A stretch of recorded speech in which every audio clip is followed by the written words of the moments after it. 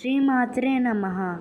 ఉదయం లేవగానే మన అరచేతుల్ని చూసుకొని అందులో లక్ష్మీదేవి, సరస్వతీదేవి, గౌరీదేవి నివసిస్తున్నట్టు భావించి మనం ఈ ప్రార్థన చేయాలి.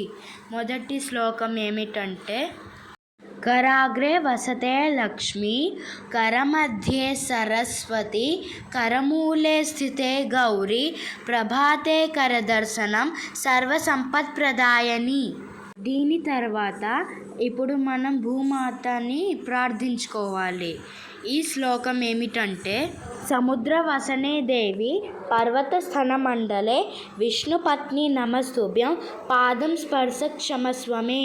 దీని భావం ఏమిటంటే, ఓ విష్ణుపత్ని అయిన భూమాత, నా పాదములతో నిన్ను స్పృశించినందుకు నన్ను క్షమించు మాత అని అమ్మవారికి ప్రార్థించటం.